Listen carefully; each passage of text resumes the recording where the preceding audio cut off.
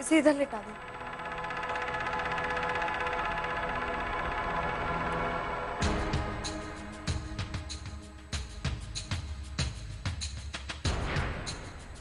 इसे तो बहुत तेज बुखार है।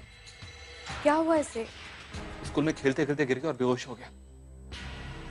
इसके माँ बाप कहाँ हैं? मैं उन्हें नहीं जानता, लेकिन शायद वो लोग मनरेगा में काम करते हैं।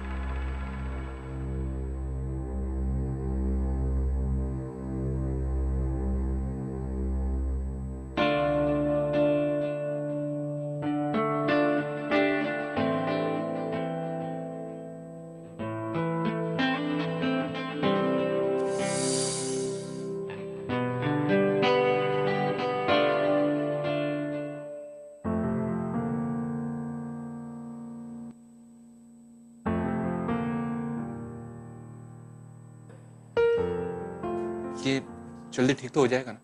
क्योंकि मुझे जाना होगा। मुझे अभी रेडियो पर एक और ब्रेकिंग न्यूज़ देनी है। हाँ, चिंता की कोई बात नहीं है, ये जल्दी ठीक हो जाएगा। रोहन, ये कुछ दवाइयाँ हैं, प्लीज दे दो। कौन है वो बच्चा? इसी गांव का है, बेहोश होकर गिर गया था। बहुत तेज बुखार है, अभिषेक लेकर आया था उसे। कुछ ज्यादा ही नहीं कर रहा है वो? बच्चे की देखभाल करना, उसे बाहों में लेना, अब क्या वो खुद उसे दूध भी पिलाएगा? एक्सक्यूज मी, वो एक अजनबी होने के नाते उसे हॉस्पिटल लेकर आया, उसका इलाज करवा रहा है, और तुम उसकी तारीफ करने की बजाय उसकी खिंचाई कर रहे हो। आज के जमाने में जब अपने अपनों का साथ छोड़ देते हैं, वो पराया है और उसका ख्याल रख रहा है, तो ये अच्छी बात नहीं है। अच्छा, तो इसीलिए तुम आजकल उसकी सेवा में लगी रहती हो? डॉक्टर की ड्यूटी है सेवा मिस्टर, और वो तुमसे तो बेटर ही है।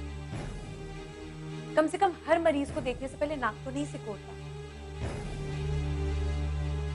अपनी ड्यूटी को एहसान तो नहीं मानता।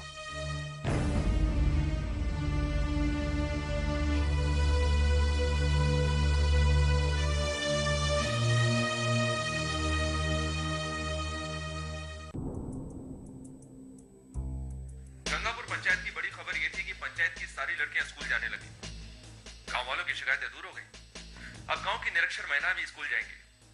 चौंके मत, मैं झूठ नहीं बोल रहा, और ना ही मैं कोई मजाक कर रहा हूं। ये तो सरकार की नई योजना है, और इसका नाम है प्रौढ़ शिक्षा योजना। इस योजना के तहत घर पे बैठी सारी अनपढ़ महिलाओं को पढ़ाने का प्रावधान है। कल से गांव में स्कूल लगेगा औरतों के लिए, जिसमें पढ़ाने की जिम्मेवारी उठाई है डॉक्टर अनामिका और डॉक्टर अमृता ने। और सबसे बड़ी बात है कि स्कूल में छात्रा बन के बाकी औरतों के साथ खुद प्रधान पूर्वा देवी आ रही है। काल तो भातू बका जा रहा है बाबूजी। हाँ, स्कूल चालू करेगा। स्कूल जाएगी?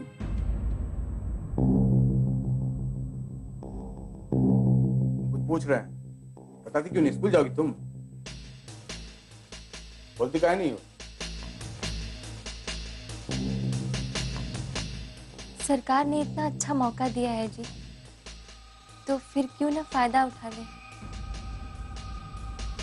कल से हम सब गांव की औरतें पढ़ाई के लिए स्कूल जाएंगी।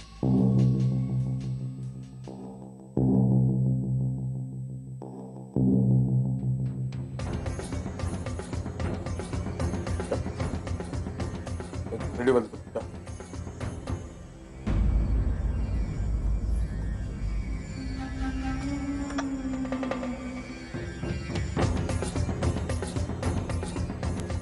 पूरा दिमाग तो नहीं खराब हो गया ना? अब इस उम्र में तुम स्कूल जाओगी, तुमरे और हमारे खानदान का तमाशा करोगे? हाँ? कौन नहीं, कौन कह रहा है तुम? वो सब लोग कह रहे हैं कि कौन नहीं, कौन कह रहा है तुम्हें? वो डॉक्टर मैडम और गांव की सारी औरतें। कान पक गए हमरे। डॉक्टर मैडम सुनते। कौन लगती है तुम्हारी डॉक्टर मैडम? हाँ, टीचर है तुम्हारी? ये तो अच्छी बात है बेटा,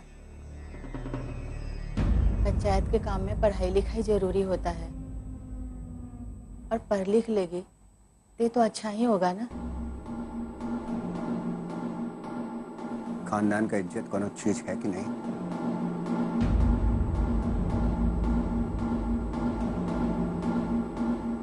इस तरह की शिक्षा लेने के लिए गरीब, विधवा, वो सब समाज के जो नीचे तबके के लोग हैं वो जाते हैं। उनमें और तुम में कुछ फर्क है कि नहीं है? तुम चौबे खानदान की बहू हो, ये बात याद नहीं है तुमको? या हमारे खानदान की साख पर पट्टा लगाने पर लगी हुई है तुम? समझ में आया क्या? जाओ चूल्हा संभालो, जाओ।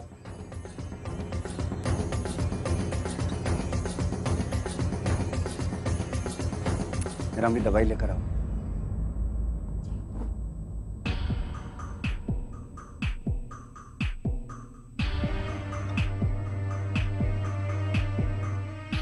इन औरतों के सामने कोनो बात करने का धर्म नहीं है।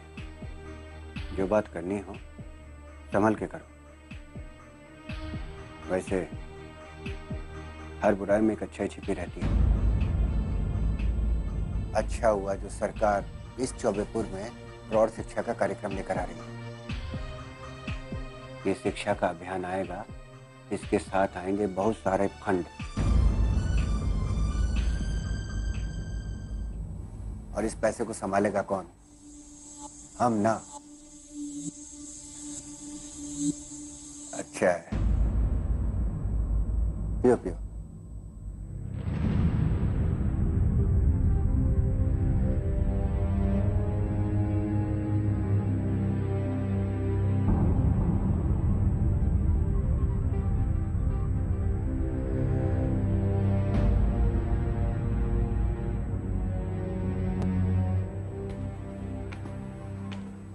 मालकिन,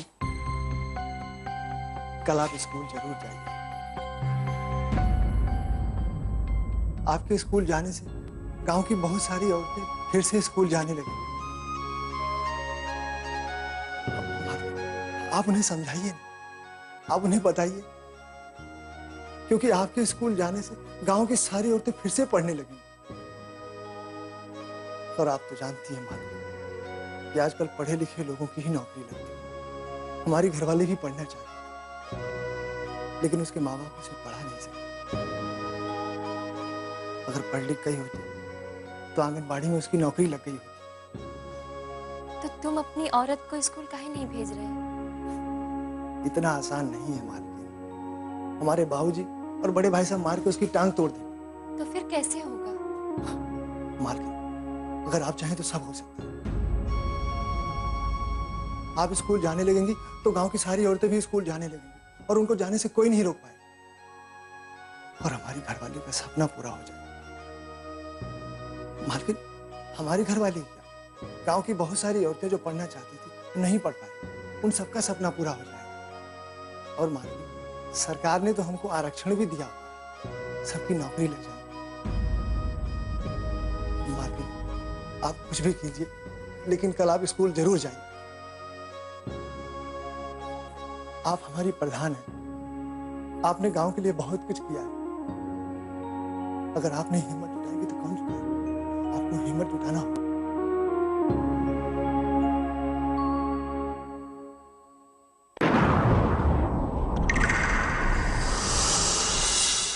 पूर्वा सुहानी आई रे